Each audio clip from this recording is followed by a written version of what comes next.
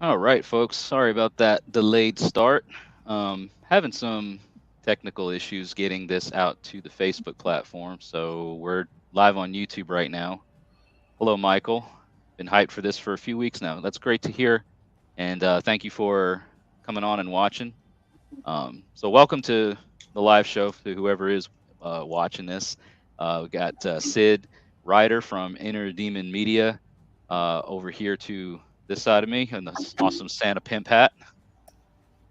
And then right below me here, we've got the esteemed Päpä Olofsson, Fjallvaettir Workshop, Sacred Trail Society, Fjallvaettir Mountain Shamanism, the whole nine. So good to have you on again, brother. And then right down this away, I got to do the thing, is my Gothi from my tribe, Hlórriðifólk. This is Ulfitnar. Hello, people. So hello and hello, everybody. And hail to you and hello. Welcome to Taylor R. Good to see you there. Um, so this is a live stream that I've been planning to do.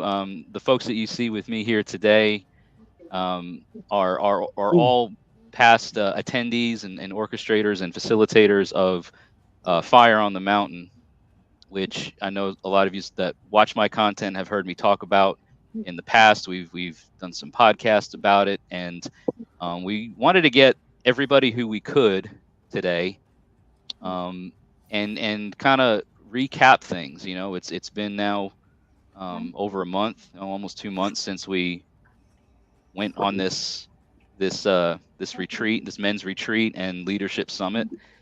And I thought, it would be great for us to kind of just, get in touch back with each other and see, how we are since the experience. Any things that have kind of happened in our lives that, um, you know, the experience from Fire on the Mountain this year, what it did for us going forward in all of our lives, and then give all the listeners, viewers, and such the opportunity to ask questions about stuff to any one of us here.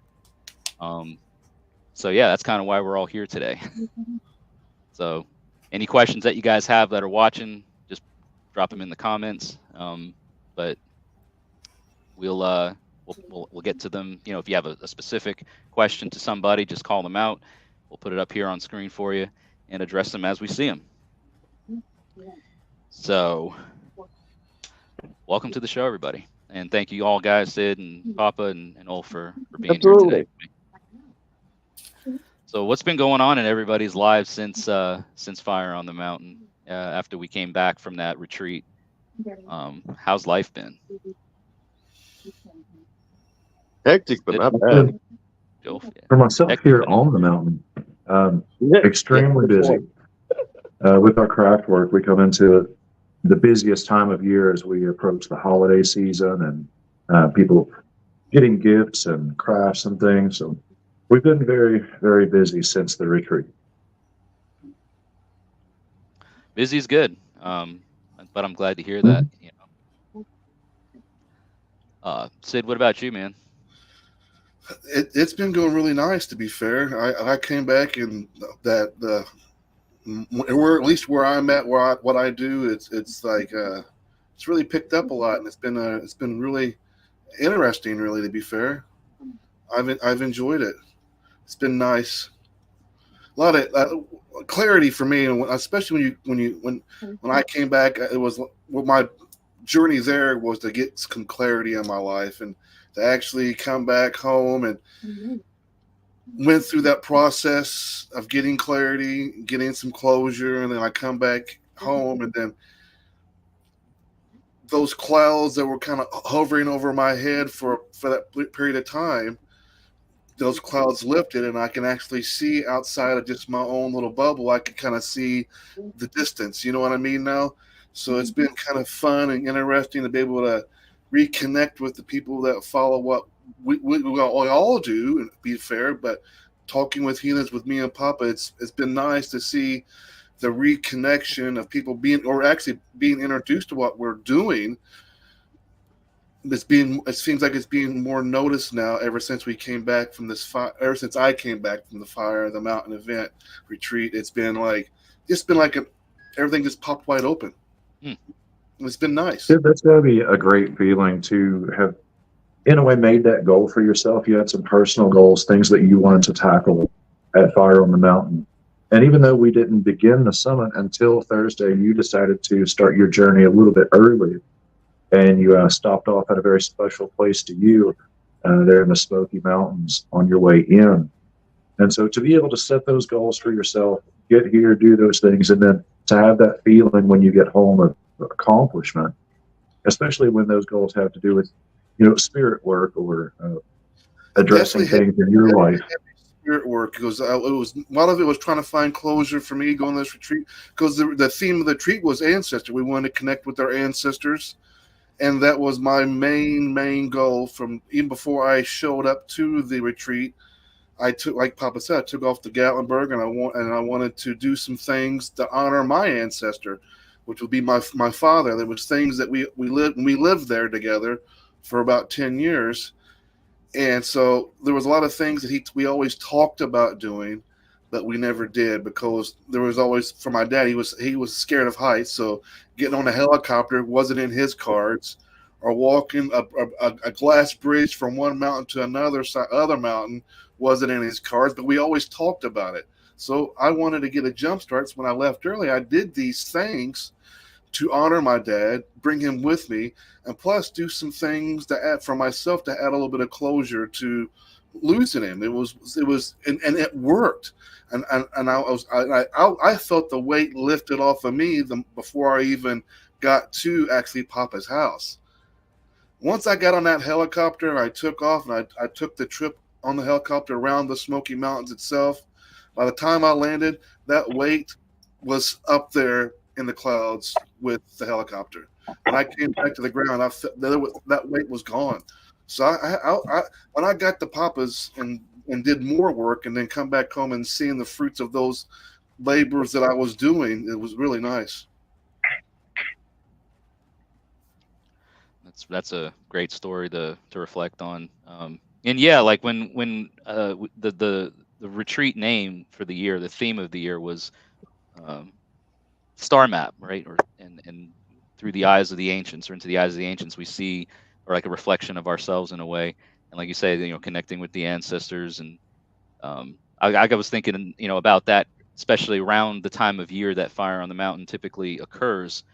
It's happening around that time, which for a lot of like old ways Germanic heathens like myself, that's the start of the new lunar solar year. That's the time of year when winter nights is happening, and we tend to focus very closely into our ancestors.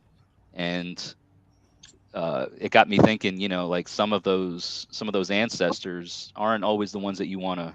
Sometimes they're better forgotten than remembered, like the less than pleasant ones. And how the retreat Fire on the Mountain gave like us the chance to face those things about our past, our ancestry, and all that needed to die, that we had to confront, that we had to go to battle with, you know what I mean? And put those things to rest, and maybe forget those ancestors, right? Or the spirits of those ancestors. I think my biggest hurdle for me that I couldn't get through, and why the Fire on the Mountain event helped me so much, is there was a lot of self-blame of, for me, when it come to my losing my dad. A lot of that was a lot of my holdup was pride. Why I didn't try to reconnect with him again, and why I didn't decide not to speak to him for 6 years, and then when he's gone, now here's all this guilt that's laid up on my lap of coulda, shoulda, woulda, and I couldn't get past that.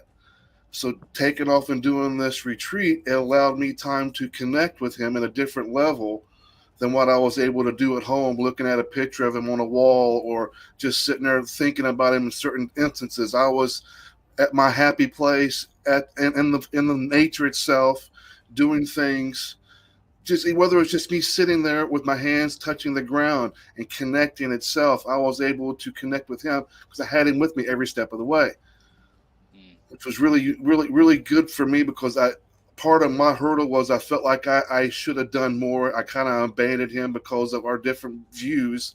I told myself, I'm not going to deal with you anymore. I'm not going to talk to you no more. I'm just going to leave you alone. And then when he passed away, it left a lot of guilt. And that guilt really weighed on me so much that I lost focus of what my purpose was. And then, my son was another big hurdle as well. That was another huge loss within a short period of time that I couldn't get over. That me going to this retreat and doing these things that I did helped me reconnect to them, to where I'm able to speak to them, not in a grieving way, but in a loving way. I had no hate towards my dad, and I had no hate towards my son, but it was more me just allowing the grief to go away and start healing. So the grief, like I lost my dad this year too, right? So that was a new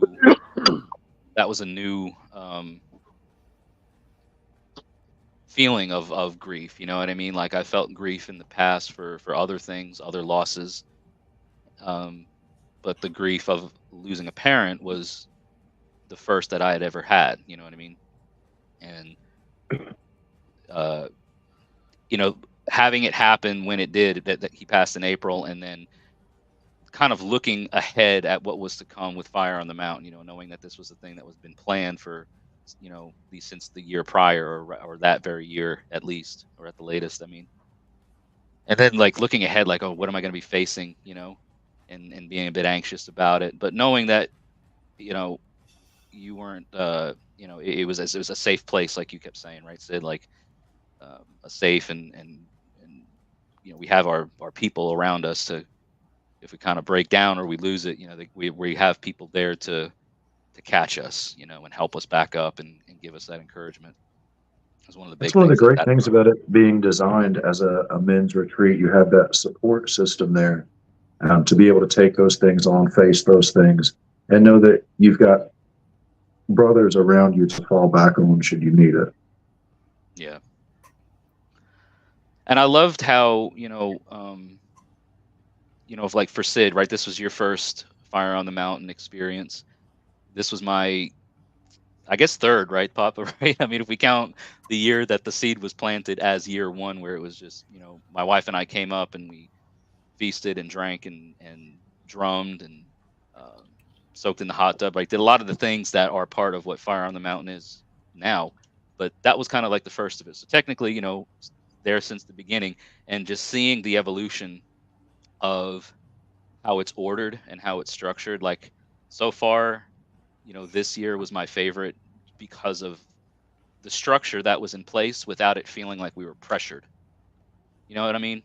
Like there was order, there was structure, but it wasn't like we were on a strict schedule, an itinerary, very robotic. It was ordered, but with a very organic and natural flow. Too. I mean, I can appreciate that too, because it's a spiritual journey, right? It's hard to push or put a real tight agenda on a spiritual journey. You kind of take it as it comes and then absorb it and then release it. And we try to go with that loose itinerary, like you said, so that way it creates that relaxed environment, but at the same time, we're still able to get through the exercises and the practices that are spiritually beneficial in doing some of that healing work. So, Ulf, you're awfully loud over there. We can barely get a word in. Well, that's how I am, man. I like listening and watching. What was the big thing for you? Because this was your first experience with Fire on the Mountain as well. I mean, and you have a good bit of information, I think, to boast about just from what I remember. I mean, it was my third real journey. I'd say since I've everything happened to me a couple years ago, was my third real actually doing something since then. And just like, walking out of the car and just immediately feeling a weight being lifted off my shoulders. Like I didn't have to pretend who I was. I didn't have to be something I wasn't. Being included in, the rituals and feeling everything and feeling like I was going to die more than once trying to hike that damn mountain. I still don't know how, Papa, you ran up and down that thing like a damn squirrel. That's exactly what I literally imagined you and Patrick like little squirrels just choo. And I was like, nah, I'm gonna take the long way. I'm gonna take my time. They made a few round trips back and forth before we ever got there. No, I don't doubt it. They probably like they had actually gone, picked up Sin, the kids, come back, did it again just cause. We ended up taking that other way up because, like you said, Patrick, he loves hiking and trail running, and he really wanted to push himself on that other side up the top. And so, yeah, we decided to go for that and let him exert that energy and get that spirit out. It was a blast. We did it with both Patricks going up that side. Yeah, man, I'm so proud of him too. Talking about Walsh, Dadrig, man, I'm so proud of him. Mm-hmm. I'm proud of all you guys, but I think we all grew. I think we all grew in our own ways. You know, 100%. Yeah. Through some of the rituals, tapping into parts of myself that I don't normally tap into. You know, I generally only, being what I am and having the issues I do, I generally only tap into one part of myself at a time. But having the freedom to be all those things at different times as needed was amazing too. Yeah, I still think about things that happen, and as I do, I mean, I've thought about last year's, Fire on the Mountain up to this point. I've thought about, of course, this year's, but there's still things that come up that I, apply for my day-to-day life. Michael has a question saying, was the mountain walk run the most challenging thing on the agenda of Fire on the Mountain? I think challenging is the relative term, right?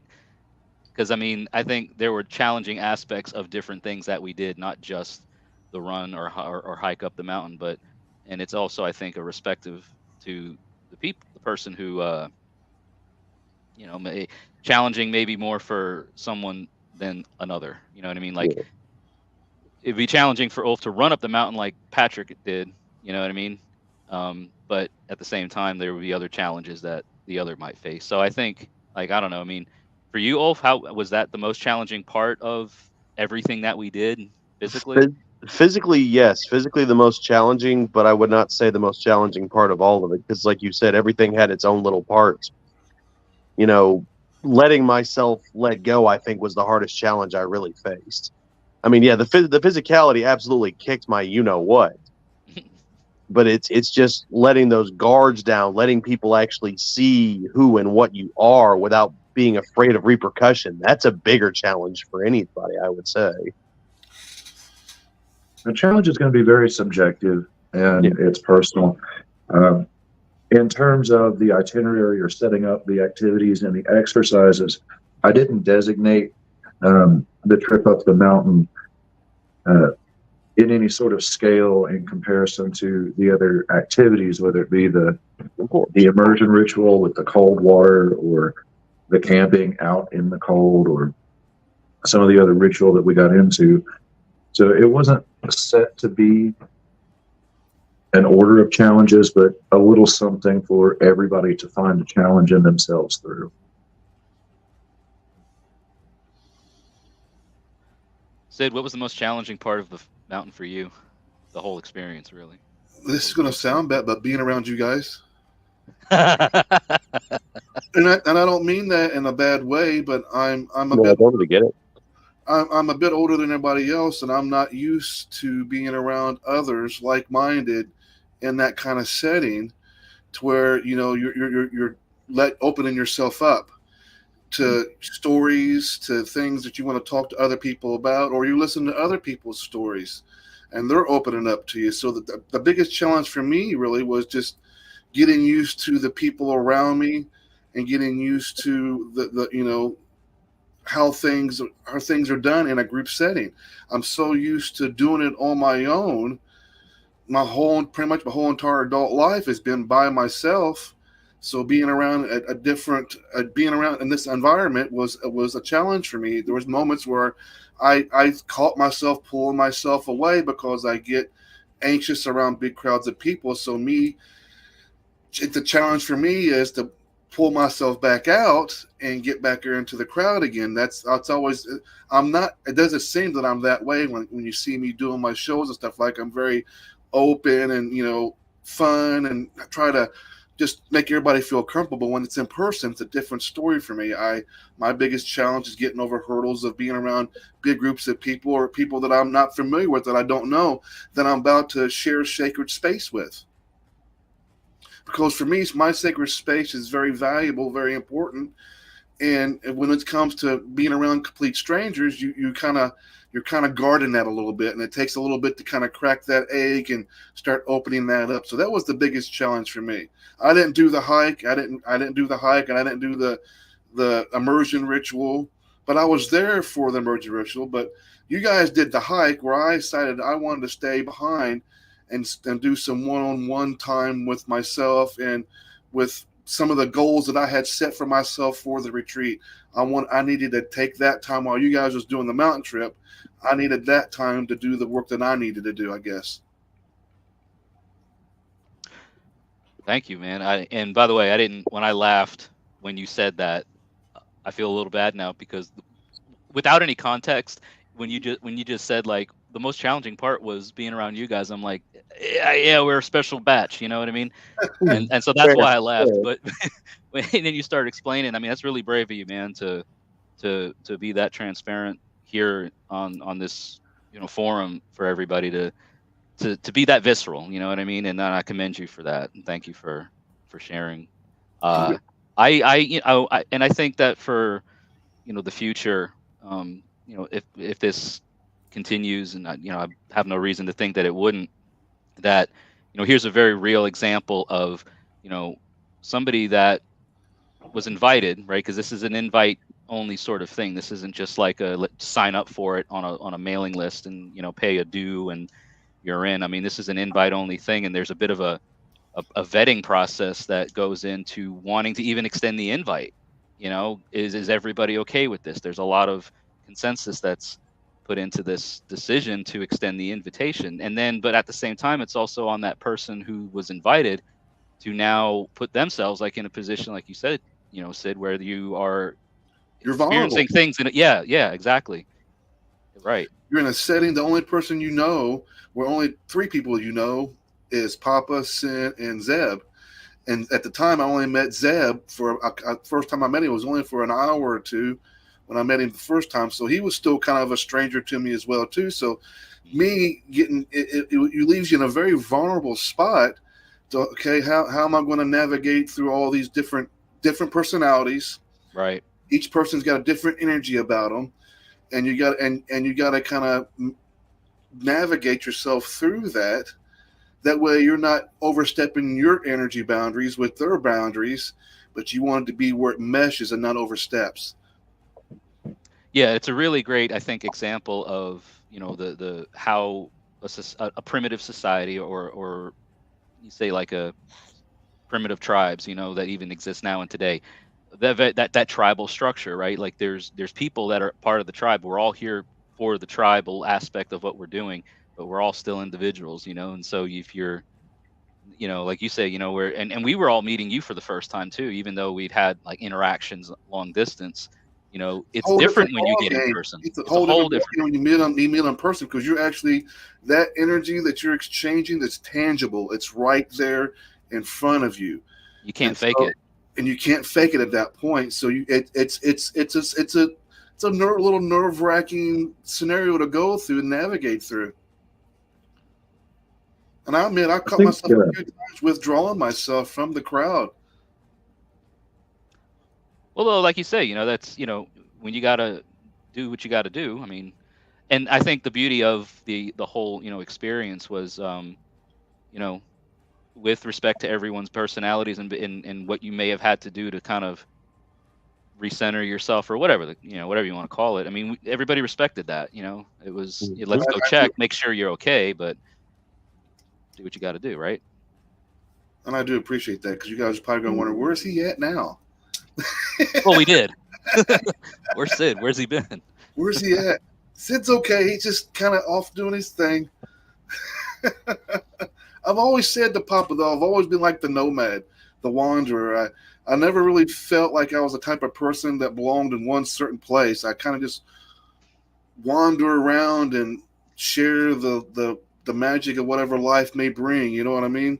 Who's that sound like, Ulf? Mm-hmm. Me, Somebody most named, of my life. well, yeah, that, but also somebody else that you and I both mutually know. Oh yeah, that guy. Spade. Yeah, absolutely.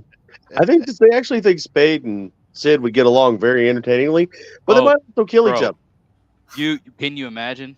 I mean, Sid back in his heyday and Spade back in his. Oh, like And- when I first met him, yeah, they would have killed each other probably. Yeah.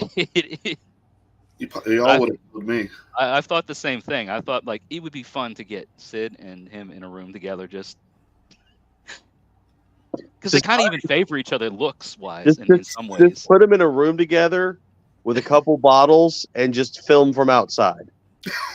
Yeah. Just a bunch of cameras in the room, you know. Mm-hmm. Papa, were you about to say something earlier? I think you were chiming in regarding something. Yeah, I was going to throw in an answer for Mr. Thacker. Personally, the most challenging thing experienced at this last year's Fire on the Mountain was the death and rebirth ritual. Mm-hmm. Not in the ritual itself taking place, not even in participating in it, but in my role in helping to facilitate the ritual. That was a really tough thing that I didn't really think about until we were there in the moment. But I'm basically left with the responsibility of sending my friends, my brothers, into the death world. And that was a tough thing right there in that moment. It took a lot to overcome and say, okay, I'm gonna go through with this. I'm gonna do this for these guys, even though it's making me feel the way that it's feeling. This is something that we've committed to and are going to be better for the experience. But it was something, again, that kind of caught me off guard. I didn't really think about that aspect in facilitating the ritual. I want to commend you on this as well, because when that was talked about, I had my own concerns within myself about doing something like that. Because if you catch someone not in the right frame of mind, let's say the person that we're doing the ritual, like you was doing the ritual for, let's say it was me, and you had me down and you did this ritual for me, and you didn't know there was some sort of underlying issue going on with me at the time, how dangerous something like this could be, to face something that you may not know that someone's going through. So I just want to commend you for handling that so well with such care, because that was a little bit of a concern for me at first, the reason why I wanted to be the first one is because I just wanted to get it over with. I wanted to conquer that fear. Yeah. Because just run head on into it, right? There is a little element when it comes to these kind of rituals, especially like shadow work and stuff like that, and there's an element of danger to it, I guess, a little bit. Mm-hmm. Don't know. Perilous, I think, is a good word and too. So not knowing what a person might be going through at that time, and then kind of jumping into that shadow realm, and not knowing what they're going to face on that other side can be a little scary for a lot of people. So I just wanted to jump in and be the first one to do it, to conquer that for myself. Well, as Jesse had mentioned just a little bit ago, there is a lot that goes into the planning and organizing for the retreat. And that's one of those things that gets thought about, talked about, and planned for. And that's why that particular ritual fell where it did on the set of days that we were working. To give you time to do those other things first for that safety's sake, before going into something as deep as a death and rebirth ritual. It's something I kind of do on a regular basis. Well, I've been through, not ritual-wise, but I think we've all, personally gone through things in our lives that where we've hit those rock bottoms, and we had to kind of dig ourselves back up from these things, and we kind of want to let those things go. So shadow work is one big thing for me that I do a lot of. I constantly want to improve on myself. I want to make myself a better person every single day.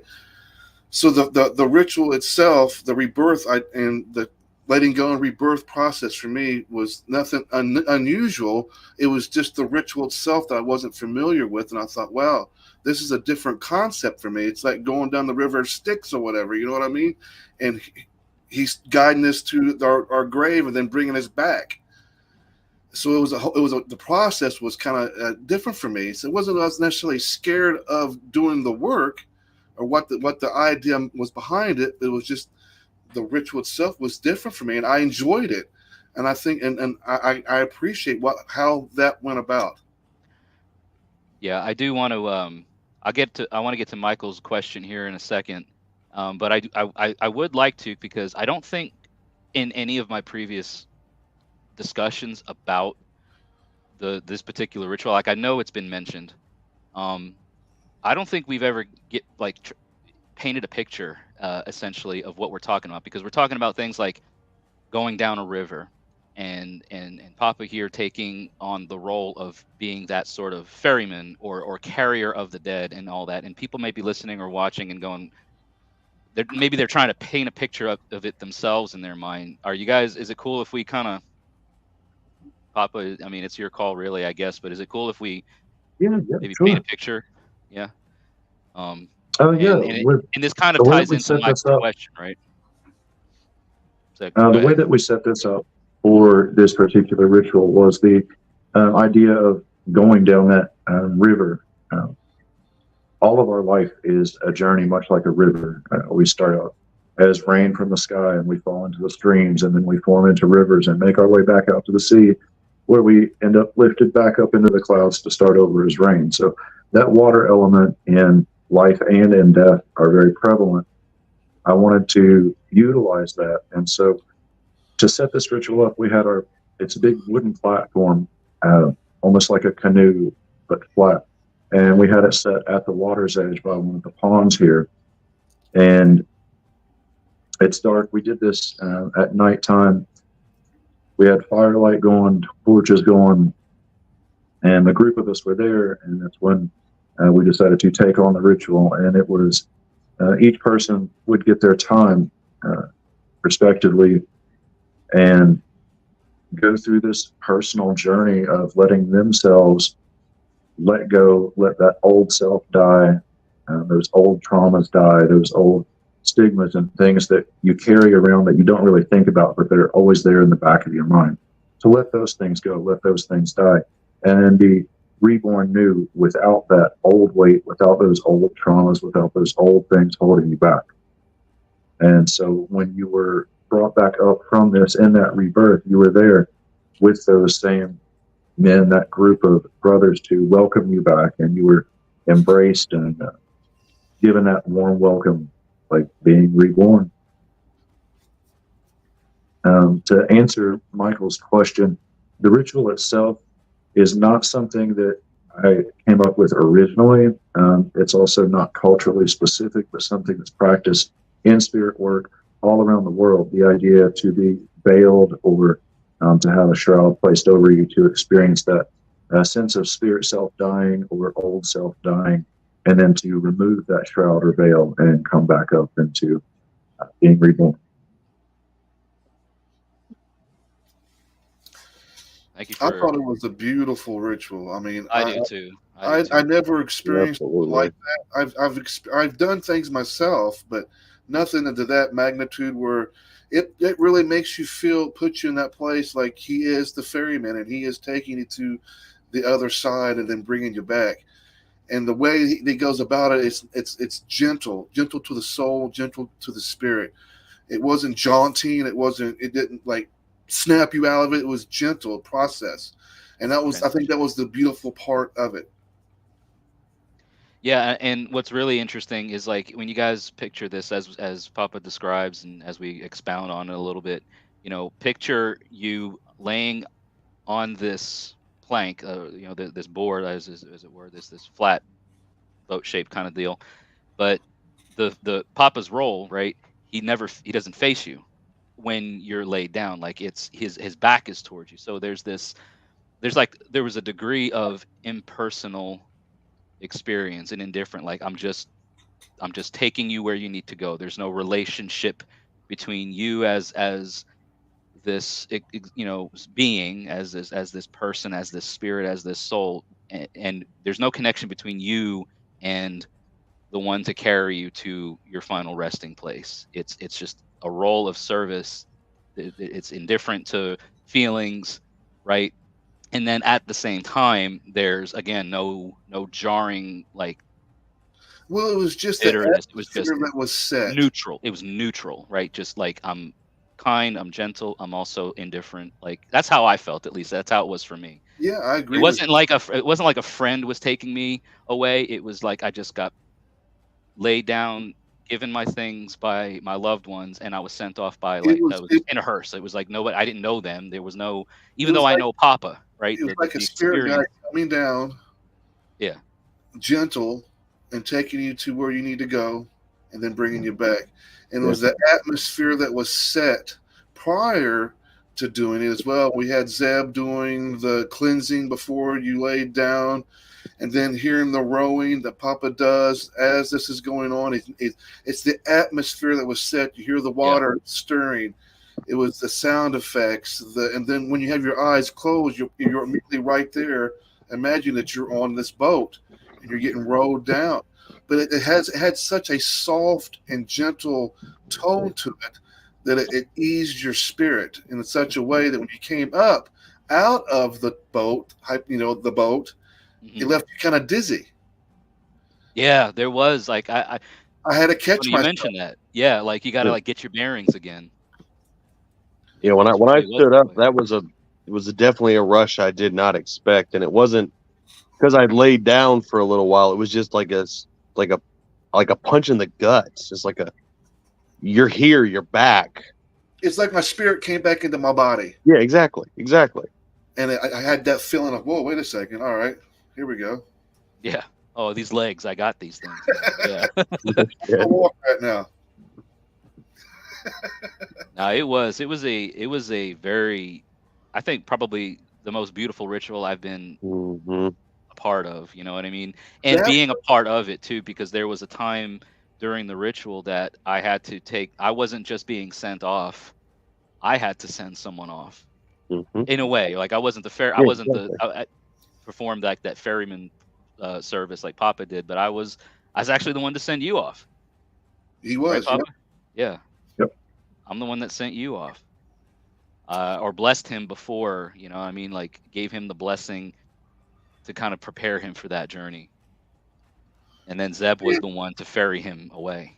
My top two favorite moments was, well, I can't say top two. One of my favorite moments was this and the opening ceremony where we all sat inside the hut and you guys gave your speeches. That for me, that moved me. That was something special. That energy that was inside that hut at the time you guys was giving those speeches was contagious. So wasn't it? Yeah. It really was. It really was. And it didn't feel, nothing about it felt robotic. It felt genuine. It felt like it was flowing naturally, like it was supposed to be. It was just a beautiful thing to witness. And when the men gave their speeches, like the atmosphere in the room was on the verge of, like the energy itself was roaring. It was. Yeah, man. I feel like we were it was almost like a, kind of like what you picture it would have felt like amongst warrior bands or nobles. You know what I mean? You know what I mean? Just this feeling of the main. Okay, when I say main, do you guys know what I'm talking about? The like might, the natural energy, the natural power that exists. It's a Germanic word. It's called main. You know what I'm talking about? Yes. The main was, like you say, it was roaring. It was palpable. It was like a fortress in that hut. You know what I mean? It was great. You guys almost brought tears to my fucking eyes when he was doing it. I was like, man, this is some powerful stuff. So, I mean, bravo to you guys for doing it. I'm sure it was a little bit nerve-wracking when you first get up there and you start giving your speech, but once you guys settled into the speech itself, it became like a second nature to you guys, and you felt that genuine energy to the point it almost brought me to tears. I'm going to tell you, I say almost. That was another one of those exercises that we had put together for it. That leadership summit aspect to the retreat. Every single person that attended this last year is in a role of leadership within the community, however it may be. And so that exercise is to remind you, because sometimes we even forget ourselves, the leader that's inside of us, and to give you the opportunity to speak from your heart, from your spirit. You remind yourself who you are inside and the leadership that you're capable of and your responsibility to the people that are following you. No, I think that the key thing about like that is I think one of the pitfalls that can arise for folks in a position of leadership is to lose sight of what that really means. They get a title, they get any little bit of seeming power, and it goes to their freaking head, and they become like shells of what they've had with their potential. Ulf, I know you have too, buddy. Like, before you became part of Hlórriðifólk, I mean, the things that we've talked about, the places you've been, the roles of leadership that you've had, and the way things happened. I mean, it can become a mess. Yeah, it absolutely can. It's nerve-wracking to say the very least. When you're forced into a position you never really wanted, then you decide, well, someone's got to do it, and they got to do it well. That's the biggest thing is, when you get to actually choose to be a part of something, it makes it much more special. It's not a responsibility hefted upon you, like having a job or having, to be a productive human being, so to speak. It's like you choose to do this and you choose to do these things. It makes a big difference. For me, when you accept that responsibility. Exactly. For me, it was polar opposite. I mean, I was thrown into that kind of leadership role, but I thought it was a great honor for people to actually feel that I could be someone that could help other people.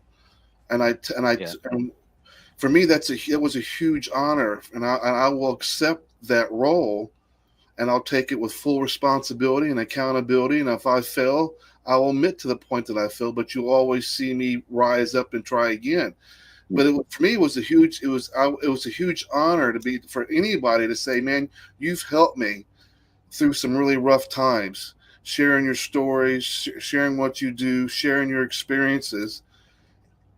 For me, it's a huge honor, and I take such great care in what I do, because it's once you're there in that leadership role, there has to be a lot of accountability, and a lot of leaders don't want to take on accountability. They just want the likes, the follows, people to engage with me or engage with them. And there's a lot more to the role of a leadership. People don't want to see people don't want to see this fake stuff. People want to see someone experiencing life like it really is. There's ups, there's downs. And when they see a leader take on these life's issues that are ups and downs and see them get through it, helps them. And it also earns you a little bit of respect within your community as well, that they've seen you go through some really hard times and you got through these hard times. That's where a true leader stands out in my mind. And keeping that role and valuing the people that do follow you and do respect what you do, and you're making a difference, making sure that you're doing them right. And it can be a very dangerous line to tread when you, especially for someone who's new, who is not used to the leadership role. It doesn't take but a minute to that ego to start filling up, and then it becomes an addiction. Right. Yeah, that's what I mean. Is like, if and like kind of what Michael's saying, right? Like, don't feel like they're exactly the best at what title they've been given, but their friends or their people felt that was the right place for them to be. And that's I think the important thing to remember too is if we're talking about our responsibilities, it's because we have these responsibilities because people saw something about us that they felt we were reliable and responsible to take on that thing, right? The responsibility, everything about that position, that role. So it's not about a position or a title. It's not about what I can call myself or what you should call me. It's about service, leading by deed. Papa, like that was the thing that I think all left with there was lead by deed. Don't talk about it, be about it. I think Dean said, do good to the folk and good luck will come to you. Right. These are our people, right? These are our folk. These are our friends. These are our kin or kith, right? Whatever you want to label it as. We owe it to them. Yeah. They're human beings that are going through things or need guidance during things. Leaders are not here to teach you. We're here to lead, to show you that there is hope. If you're going through something, there's hope. You lead by your deeds, but do not mislead. Don't go around telling people that you do this, but yet you're not doing it. Don't go out and I'm going to dress up this way and I'm going to talk this way in a post, but when you meet them in person, there's no compassion, there's no kindness, there's no connection. You're a jerk. There's a level of being. It's such a tricky way to navigate it because you have to really be careful because you're dealing with human beings, not the belief, not the religion, not the path, but the person. These persons have needs and they're finding these needs met with you, and you have to honor these needs, and you got to make sure you take care of these people because at the end they're coming to you for advice, and if you have never experienced it, you can't give it. If you're not going through it. In any role of leadership, a level of integrity is paramount. Mm-hmm. What you're doing in front of people, you've got to be doing the same thing even when nobody's looking. Yeah, and that goes back to integrity. It's not just for a social media post. It's not just for here while I'm at this event. It's got to be your day to day. What you live, how you live. It's not a mask that you put on. I mean, and that's Dean mentioned something. Honor, respect, loyalty is what you need to be. But I mean, honor is a thing that. In a way, I talked about in a recent podcast about our reputation, our yafrain. But there's another word, and I can't remember the old English word for it, but it means something more along the lines of your honor amongst your people, right? Because reputation, like your who you're known by in the public, is going to go up and down. Because, I might say something on social media that just gets me a bunch of hate, and then Sid will say something that agrees with what I said, and all of a sudden he's going to get a bunch of hate, right? And so our yafrain, our reputation might go down because of that. But does that even really mean anything?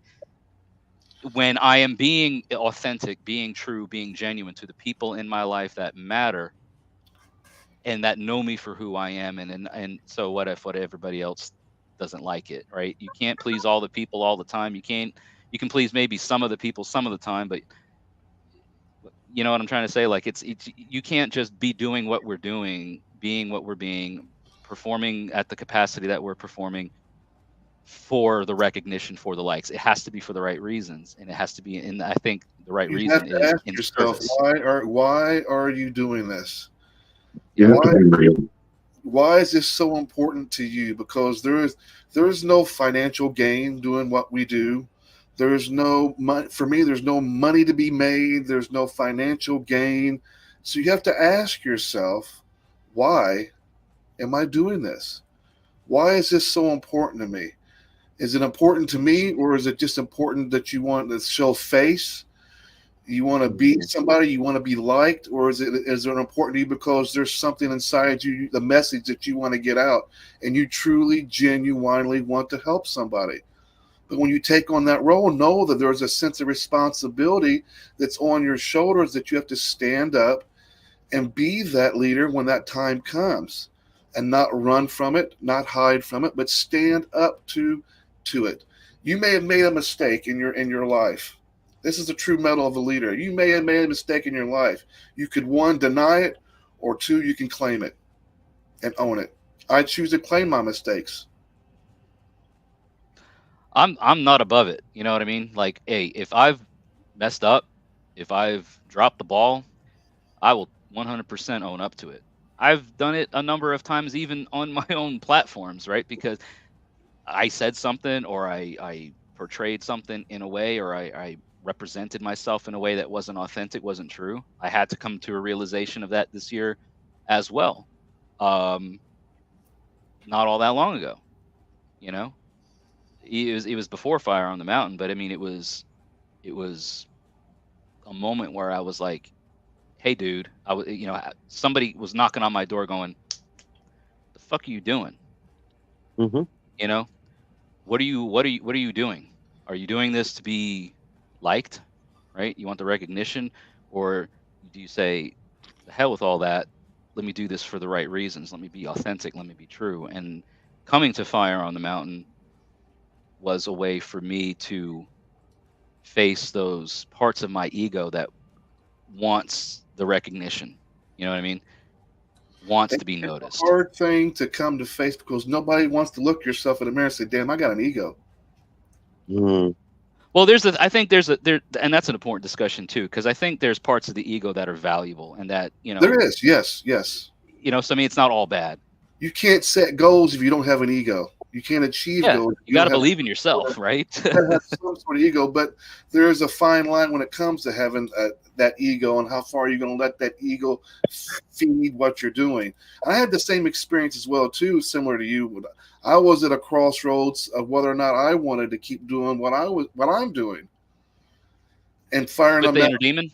Yeah, I was ready to quit. I was ready to stop. I was done. No way. I was struggling so much with my losing my dad and my son that I just didn't know if I wanted. I didn't have the heart anymore. Yeah, my spirit wasn't into it like I wanted it to be.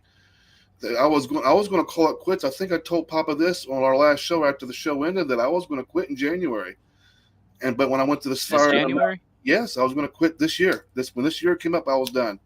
I made up my mind that I was going to be done, but I wanted to do the retreat. Was my chance for me to reconnect with what my purpose is and what the universe wants me to do. I needed answers, and that's what I came to Fire on the Mountain to do, was get. And so the connection with the leadership and doing this stuff with Fire on the Mountain, that's a big connection. That's why I kind of was stuck on the leadership conversation for a second, because that was the main ingredient, a part of the Fire on the Mountain, was, do I want to keep doing what I'm doing?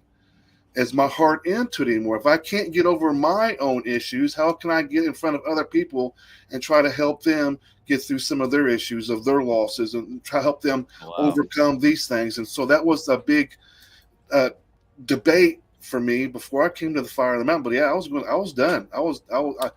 My soul was. I was telling myself that I just don't have it in me anymore, and I'm going to quit in January. I was going to tell him right around Christmas time. Then after I went to the retreat, and I refocused and got my purpose back, and I had these intimate conversations with whatever it is out there that you talk with. I had those deep conversations with whatever that is, whatever you want to call that. It was whew, shit. And it was hard, because there was things that I had to let go that I wasn't for sure if I wanted to let go of yet. Did I want to let go of my dad? Do I still want to grieve? Do I want to let go? Do I want to make peace with my son? Or do I still want to grieve? Because that grieving still reminds me of them. It brings me closer to them. It brings me to them at that moment when I'm grieving. I can virtually physically feel like I'm giving them a hug. So there was a part, there was a part that I didn't want to let go of that. I didn't want to let go of that. That made me think of something, man. I can relate big time from losing my dad this year, right? I saw something recently, and it had nothing to do with the topic of what we're talking about, but I saw something, a statement that somebody made, and this seems like a good time to bring it up. And all it said was, memories are meant to fade. And I got to thinking, these memories, right? What? And here's the wild thing, like for people watching, right? I consider myself a Germanic heathen, right? My worldviews and stuff tend to revolve around that sort of thing. Sid is what he is. Papa is what he is. Ulf, I mean, we are tribal brothers. We adopt a tribal view of things when we do our things, but he does his hearth cult is his hearth cult, right? All of us are individuals. But like the memory thing, right? Memories are meant to be forgotten, or memories are meant to fade, I think was the actual quote. What is the one thing that Odin fears to lose more than his thoughts, right? Is his memory. And do we is it inherent in us as beings, as sentient beings, right? Is it inherent in us to fight and not let our memories fade? And is that retention, is that process of trying to keep hold of those things holding us back in the process? But we don't realize that it's also holding them back as well. Maybe these people that we're holding on to so dearly, sometimes we're preventing them from letting them pass over to wherever the next realm is for them. Or maybe they want to stay around, depending on your view. But we're holding on to these people that we don't want to let go. And if you're into like ghost hunting, paranormal like me, they say that sometimes entities, spirits will stay because the person that's still in the living won't let go, and they can't cross over to the other realm because we are so bound to them. We don't want to let those memories go. And it's a hard thing to do, but that's one of the things that I had to do when I was there at Fire Mountain was let them go. They need peace too. They've had enough hell on earth. I know my son did, being an addict like he was. He constantly in and out of prison, constantly on drugs. Ultimately, his demise was drugs. Why am I holding on to something that was giving him so much hell in the living? No. Absolutely, good point. Sorry, I don't mean to get all deep on Papa. No, I think Papa, you gotta look like a cow waiting to be milked, buddy. What do you have to say about all this? Oh, I didn't really have anything, but I'll speak on it. I think I agree with the sentiment. Memories are meant to fade. Everything has its time. Everything has its place. Everything has its life. And we have to come to terms for our own spirit and accept that nothing lasts forever. We have a difficult time letting go of things, and so this is great practice in understanding that you don't own those things forever. You have some time with them, and then they're meant to go on their way. It's a gift in a way, I think, to have been a part of the experience that we so desperately want to not lose. Whether it's a memory, I mean, that's kind of the topic we're talking about, right? The memory of a loved one, a father, a son, a relative, a dear brother. I mean, just whatever, right? Whatever relationship that was, or whatever that experience was. I was conflicted with thinking about, memories are meant to fade. And I found myself wanting to argue that. I'm like, no, man, the memories are there to help us through things, right? And then I go, well, maybe to some degree, I mean, and coming from like a Germanic heathen worldview, like we want to commemorate greatness, we want to sing songs, we want to speak words, we want to commemorate greatness, so that way their memory never dies, the fair fame never dies, right? Kind of a nod to the Havamal, right? Cattle die, kinsmen die, and we ourselves will die, but one thing that will never die is the fair fame of one who has earned it. And how do we achieve that immortality in a way is to act and behave and do things in such a way that when our physical selves are gone, the memory of us isn't gone. I think in that So it was it's a a difference challenge of for me. it's a difference of memory and of legacy. Your legacy lives on. Yes. 100 years from now, we're not appreciating the memory of someone who did great things, but because the legacy that they left behind through their works, through their words, through their poetry, through their song, that we still have in our living time now. We're appreciating their legacy rather than their memory. Yeah, it goes back, I think, to that, the Org was the word I was thinking of earlier. I was talking about reputation, refrain, as this reputation, but Orung is the Old English word that for some reason just popped back into my mind. Is like your honor, like your deeds, like Dean says, like your deeds live forever. It's the things that you did that create that legacy, right? Obviously the legacy wouldn't be there had the work not been done, had the deeds not been deeded or duded, whatever. Even if they're done dirt cheap. Hey, you know what I used to think? I thought it used to say if they were done to sheep. What the hell just happened here? Misheard lyrics for the win. You got a little weird on the show, folks. For anyone who doesn't know, Jesse did grow up on a farm. I bet he did. I did, man. I ironically, it was not a sheep farm. It's llamas. No, I don't want anyone to get the wrong idea about what I was saying earlier. There are things that you're going to remember forever, for the rest of your life. But those memories, I think, do fade because we're constantly making new memories. And even though you still have that memory for the rest of your life, it's not the same strong memory as if it just happened yesterday. So yes, memories do fade. We don't lose them completely, but they fade as we make new memories, as we live, as we progress and go forward in life. I done forgot my teenage and 20 years. Does that count? I done forgot every fucking thing that happened between those years. There was a lot going on, probably. Yeah, there was. But that's what happens, you know what I mean?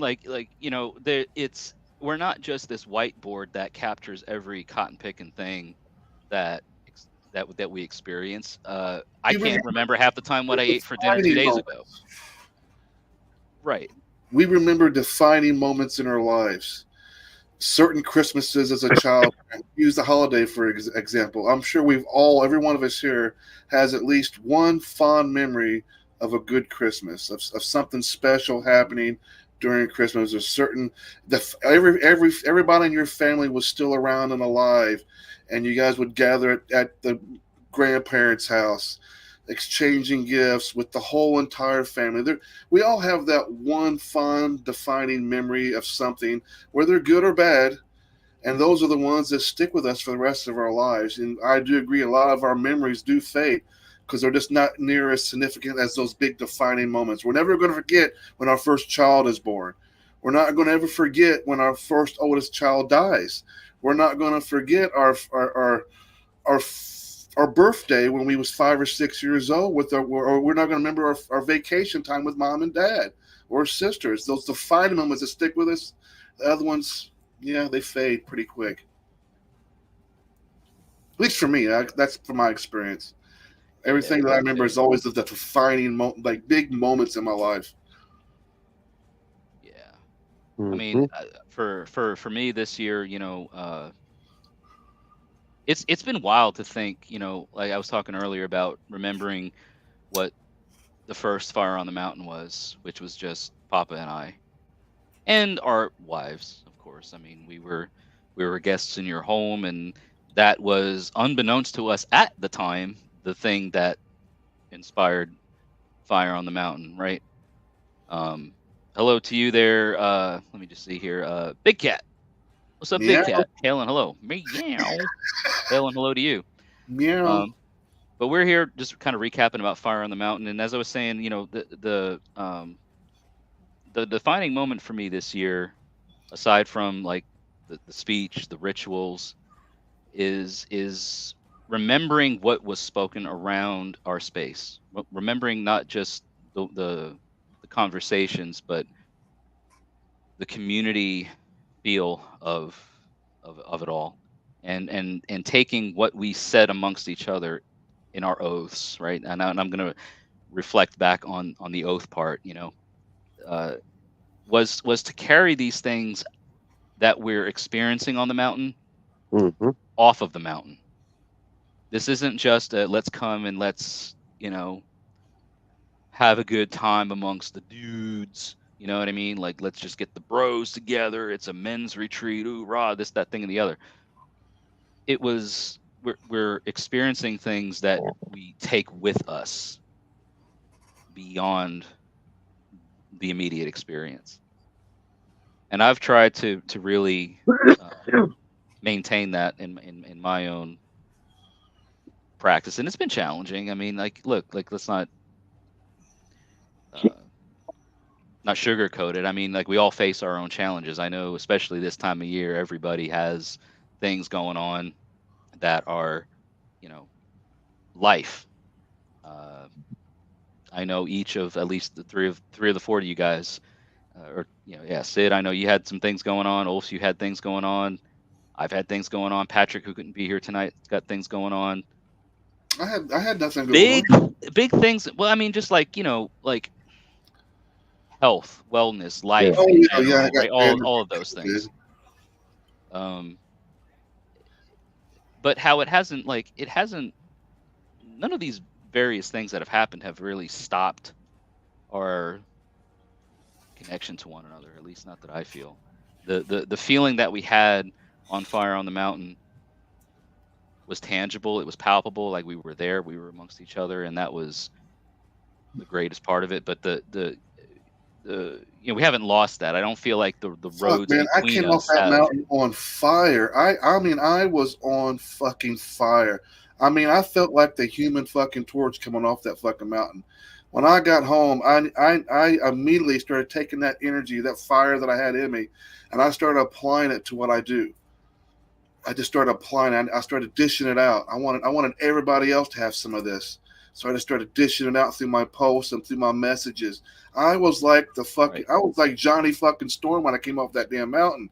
I mean, I was on fire.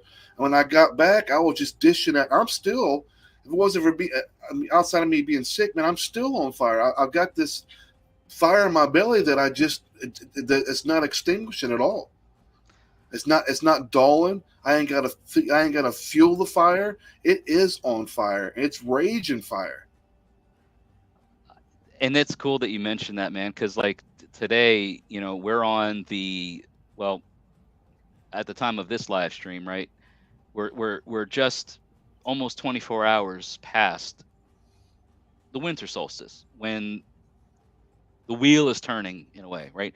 We've hit that darkest point of the year for at least the North American or northern hemisphere, North American continent, and now we're transitioning and we're moving into that. Every day going forward will be a little longer. Little daylight will be a little bit longer. The sun is returning, and I made a post last night on the winter solstice about tending our fires. Yes. I see that. It's because it's interesting that you mentioned coming down off of the mountain. It's called Fire on the Mountain, and I think that's the best way to describe this whole experience is that it's roaring, it's robust, but when you leave that roaring fire, that robust fire, it can't go with you in that way. It has to go in the form of an ember. It has to go in the form of coals, and you kind of protect and guard that fire with you. You carry the fire with you in the form of that ember that you then have to, when you reach your destination, breathe new life into. It's that preservation of the fire, not the worship of the ashes, right? That's what tradition is, as I see it. That's the best way that I can describe tradition, is the preservation of fire, not the worship of ashes. You're not carrying around these dead coals that don't do a damn thing for you. You're preserving that ember, you're preserving that coal, and you're caring for it, and you're taking. Well, that coal makes a very good face mask. Yeah, it does. True, very true. Yeah, it I felt does. so soft after that. You did what? I felt so soft and like very exfoliating. Oh, exfoliated. Yeah. We got our pores cleaned for sure. So if you come to Fire on the Mountain, expect a facial, is what we're saying. And a good bit of that was bone ash. You said bone ash? Yeah, the second batch was bone ash, wasn't it? Yep. So talk a bit about that, because the when we got painted with the coal, that was from the previous night's fire, right? The night before the tribe and everybody else mainly arrived Thursday. So you burned bone. It was a bone fire. It was a bonfire. There's some bone in there. Yep. And then some nice hardwoods. Yeah, so for those of you watching, right, like you're talking about bonfires, like that, it literally means a bone fire, like the bones were in the fire. So that mask, and I thought it was significant, right, because it's a black, obviously, mask that goes on your face, that gets painted on your face, which to me was like a way to conceal or erase what you perceived yourself to be. It was like, let's blacken the surface, and then the new thing that got painted on us was in white, the opposite, the contrast, to kind of paint a new picture, as it were. Start from a clean slate, start from a blank canvas, as it were. That was the intention, right? That was, or am I just, yeah, okay. Yeah, in that ritual, in order to prepare for the work ahead, the idea in that happening is to take away your physical identity, the person that you see in the mirror, so that you're not going into this work as your physical self, but you let your spirit self come through in these challenges and in these ordeal that preceded the masking or the transformation. Is to let your physical self sit back and your spirit self come to surface and put in that work. Dean's offering some ash and birch options. White ash is good, and birch, he said. But yeah, it has, and I'm going to get a little maybe personal here, but when we got into that space, like when we got our faces painted black, and then the next stage of things was to move into a space where Papa was, to have your face painted with the white portions of things. Papa, as the facilitator of that ritual, what was that like for you? Because the rest of us were coming in there to get our faces painted with whatever it is that you saw, or whatever it is that you wanted to put on this now blank canvas. So if I could get personal and kind of direct the question, do you have anything to speak on about that? Before getting into the ritual itself, I spent a significant amount of time in meditation on each one of the participants or attendees for the Fire on the Mountain retreat. And in this meditation, I asked to see what it would be that helps them through in their time of need as we go through these ritual and various ordeal, the challenge of them. What's going to give your spirit that helping hand when called for. And so each one of those came to me for each one of those participating, and that is what you were marked with over the black coal. So we've got, myself, Sid, and Ulf. Do you guys have anything to add to what was painted on you, how that impacted you? Did you look at that and get anything that maybe you hadn't gotten before? Like if you're willing, if you're wanting to talk about that new face, as it were, that you were given. It's like I was saying about different parts coming out for different things. what Papa actually drew on my face came out days later during the meditation ritual.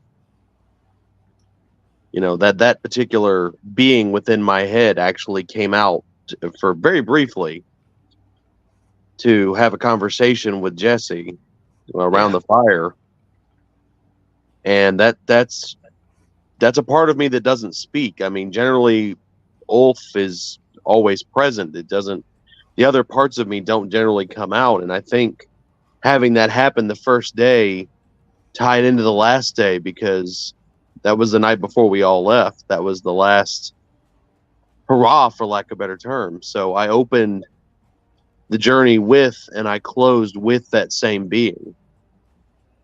You know, the bear spirit that was painted upon me came out the first night and guided me into the last night before we all went home. And it was an interesting experience. That particular part of me has only ever spoken to one person that I'm aware of, and she's not here because she wasn't privy to this particular thing. You know, it's only ever spoken to her and never anyone else. So it was interesting that was the part that chose to come forward.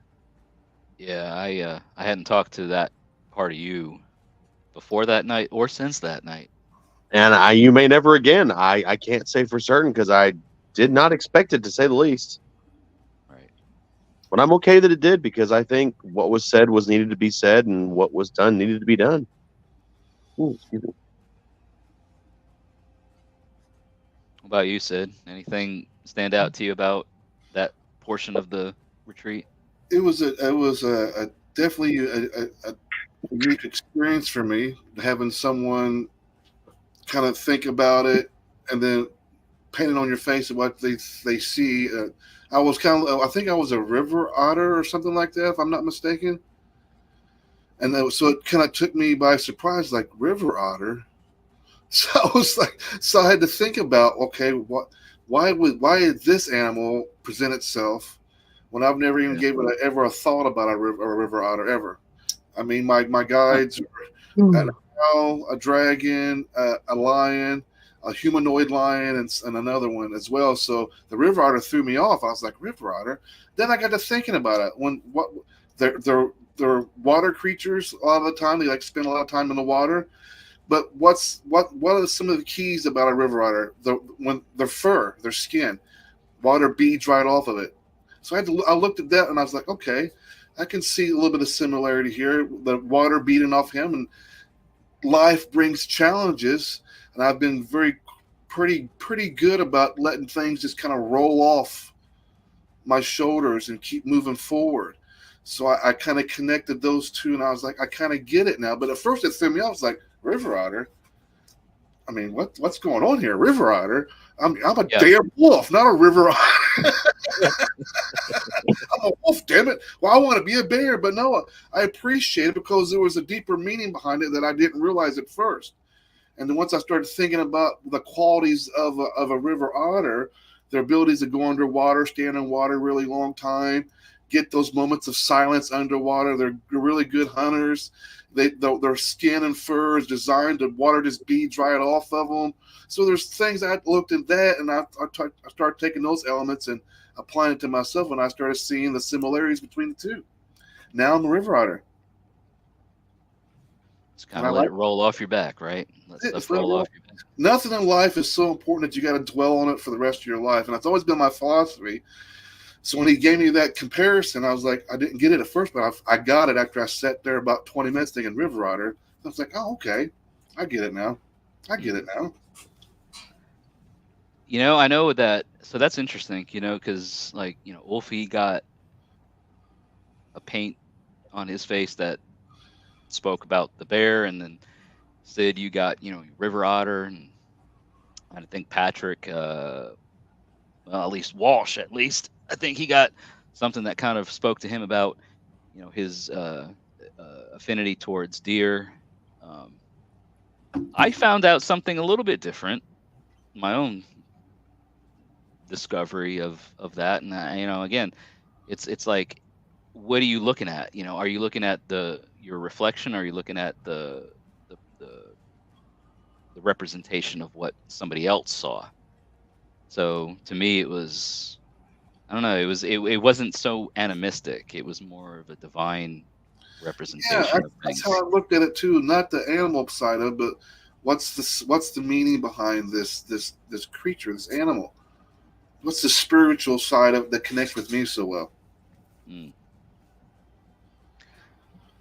Michael's asking how long Sid and Ulf have practiced. Oh Lord. Practiced what? I am 49 years old, and I've practiced in magic ever since I was 15 years old. Whether it was Satanism, Luciferian Satanism, to just whatever I wanted. I just wanted to grab a hold of anything. And it's not just heathenry. I'm not exclusive to heathenry. I'm exclusive to. I just call myself a practitioner of magic in general. But close to 30 years of experience, of my own experiences. Now, whether my experiences are right or wrong, that's here nor there. They're my experiences and things that I've taught myself. But 30 years. Yeah, I started questioning probably when I was 10 or 11 years old, but never really found my real path till I was probably mid-teens, like 15 maybe. And I'm 42 now, so about 17, 18 years. It's just crazy how much it changes. 27 years, excuse me. I can't do math. Sad. Where I work, I can't do math, but yeah, it's been at least 20 plus years. But my dad was a hippie, and he taught me to question everything. And he never got mad at me. For the first time I asked him, I was like, well, Dad, why the hell do we go to church? Why do I listen to this guy in a suit? What does he know that I don't know? And then he said, that's a good question. You should ask him. And they did. And then I discovered that I was not meant for that path. When someone who is supposed to have all the answers has no answers better than what your own father can give you, you have to find your own way. I just never cared. That's a good thing. I don't know if that sounds mean, but I just did. I valued living life. I wanted to, when I was in my younger years, I just wanted to experience more. I wanted to live. I was wild. I wanted to live everything that I could possibly do. I wanted to experience. I lived. That sometimes that got me put in jail a lot, but I still wanted to experience life. I wanted everything. I wanted to experience it all, good, bad. I had such a horrible childhood, so when I turned 18, I was ready to go. I was ready to hit the road. I was ready to experience life and whatever it had to bring, good or bad. That's what I wanted to do. I wanted to live life. I had that wild spirit where I just didn't care about nothing else but just going out there and enjoying life, having fun, partying, meeting people, meeting bands, playing music. That was what I wanted. I gave up my whole entire everything to be out there, be a musician, and get out there and play in front of audiences and meet bands. And that's exactly what I did. But there was a heavy cost to it, of course. You had to not care. You had to turn that switch off. You had to stop caring. To be on the road is a lonely life. And if you have a family, you have to learn how to turn that switch off when you're on the road playing music. Yeah, and I think I think it's worth mentioning, right? Like we're talking, Fire on the Mountain tonight, and since it's only coming out on my channel for some reason, again, apologies for that because Facebook wasn't publishing it for some reason. But this, Fire on the Mountain is not restricted to just, heathenry, right? Yeah, I think Michael was just curious, like, how long have you been, practicing heathenry? Like, I don't know you well enough, Sid, but I don't know if you would call yourself a heathen. I don't mean that out of disrespect. Right. I'm the type of guy that doesn't take labels on very well. I like that. That's all. Exactly. Yeah, no, and that's fine, but I guess the reason why I just wanted to mention is, like, while I am heathen Hlórriðifólk, like, Ulf, he's our Gothi, right? So our tribe is Germanic heathen. Papa, there's some heathen elements to things, but there's more of a indigenous animistic air about you, brother. American vibe to him. Yeah. Say animist at my absolute core. Yeah, and there is Nordic animism, there is Slavic animism, there is Celtic animism, animism exists in all cultures. Like, you can put whatever cultural name you want in front of the animistic or animism or animist label. All I'm trying to say is that Fire on the Mountain is not a Germanic heathen only type of event. It is an invite only type of event, but we're not blocking it off if you're not a Germanic heathen. Yeah, the closest thing I can attribute what I am is Germanic heathenry, because I didn't have a name for what it was until I started noticing things spoke to me. Yeah. And that's all what it's all about. It's finding that place that fits you. There is no wrong path. It's what fits you the best. Damn, if I had to really go to my core, and now you got me thinking of like what really got me into this spiritual path, I guess at my core, witchcraft. Yeah. See, I dabbled in that too, and I never really, when my buddy Ranger and I used to get together all the time, we would still dabble in occasionally mixing things together to create new things. And at the base of it, I still tie into those animals that make up what I am. Those creatures, they speak to me, whereas nothing else really ever did. And it's like, the point being is that, what Fire on the Mountain is meant to, I think, provide or offer is, again, it is invite only, so it's exclusive in that way, but it's not exclusive to a Germanic heathen worldview of religiosity or spirituality, because obviously we had a pretty, while it was probably a heavily heathen focused audience this year, obviously, we have, Sid and other people that come around. It's not exclusive to that, so I don't want to misrepresent what Fire on the Mountain has ever been or intended to continue to be, right, Papa? Right? I mean, as the facilitator, as the host of this, it's meant to be mind opening, I would say, more than anything. Bringing people together, that's really what it was about. No matter what walk of life you're at, it was about bringing people together at a human level and connecting and shedding those titles and coming together as men and not as heathens or pagans per se, just as human beings connecting with each other and then creating this bond. And then from there, the bond spread out into the ritual work and the stuff that went on the Fire Mountain. I think it stripped all those things away and left you at a human-based form.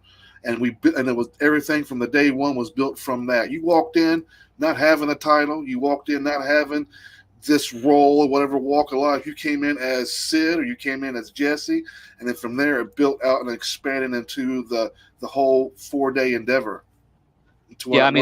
There were aspects of certain, like on the itinerary or on the agenda, right? There were certain aspects of like a formality, an order of it. But as I mentioned earlier, right, the formality of it was for the experience, for the moment. It wasn't like, from henceforth, now on, you will address me as blah, blah, blah, right? I had a similar conversation about that, completely unrelated, the other day with somebody. Just the pompousness of that whole idea. Oh, right. I mean, dude, if it like, Ulf, you're my brother, dude. If it was like, and you shall forever call me Chieftain, blah blah blah, I'd have been like, dude, run the other way. Like, I just smacked you in the head with something. You wouldn't have gotten very far. Jesse's gone too far down the rabbit hole, man. We're gonna have to tie him to a tree. That's a toxic. Maybe we'll get that on next year's itinerary. We'll tie people to a tree for 30 minutes. Ooh, can we hang them from a tree, like from their feet? Yes, I said that. I'm not. I'm not opposed to the idea. And do some acrobatics. Odin, man. I'm talking like Yggdrasil type reflections, but that may be. Papa has some pretty good trees on the property. I'm just saying. Yeah. Good strong trees. That has to be to hold my fat ass. Hopefully, I'm a little less potato for next year, but definitely, I would have needed a very strong tree for this year. Yeah, and you won't have a bum leg. No, that's actually completely healed All around. finally. Awesome. Good. Glad to hear So now I that. can get back to my normal debauchery. Awesome. We're looking forward to that.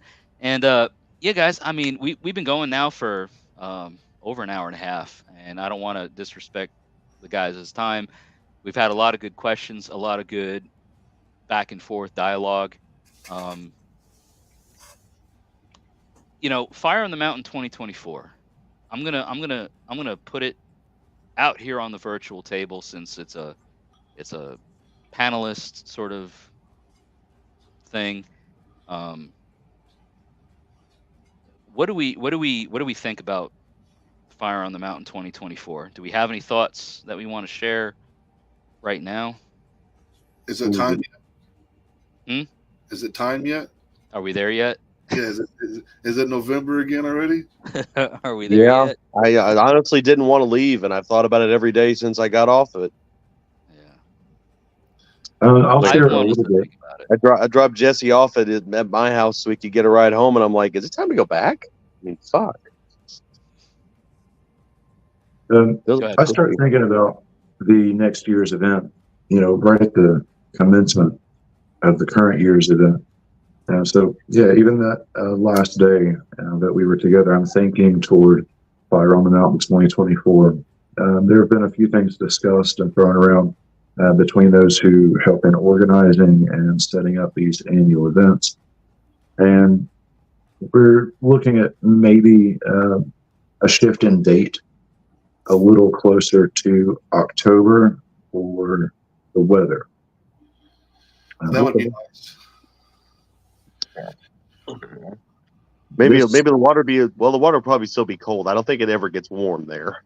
It'll still be cold, but maybe we won't get as much rain. This last year was way, way better weather-wise than 20. But again, some scheduling things that have come up, we may be looking at moving a little closer to October, and also so that way we aren't taking Jesse away for his birthday every year. That's been a fun thing the past couple of years. We've got to celebrate Jesse's birthday here during Fire on the Mountain, but we need to let his other friends and loved ones near his home have him for some of those birthdays too. You can have me a little bit early. It's fine. I'll allow it. It's fine. This time, next time, a little bit, and also opening up the roster a little bit to include a few more men who would benefit from this type of spiritual retreat and leadership summit. It will remain invitational, but enough people express their interest throughout the year that we've made those connections and contacts and consider those people who have shown an interest. So, yeah, we're going to open up the roster a little bit, maybe move the date a little bit closer to October. You just got to figure out our winter nights and. Yep. I already got those dates. One thing that we've got would be that and Shadow Mood, but I think the rest of October we should be pretty clean. Yeah, man. We'll have a busy October, that's for sure. It's my birthday month anyway, man. I'm down. Or either that or the very first week of November, like whatever. But yeah, it's going to be that time of year. I think it's how it kind of originated was by happenstance. Like, I mean, we were in the area and we made it, but it's worked for us to have it around that time of year every year for the last 3 years, and I think that's meaningful too, just given the significance of some of what a lot of pagans think about in the autumn seasons. It's an outdoor event. It's a lot of outdoor activities, and so it's not blazing hot like the summertime. It's not freezing cold like we're already into the dead of winter. It's those nice, cool fall months or that time of year there for the end of October going into November. It hasn't gotten really cold yet, but it's not hot anymore either. Yes.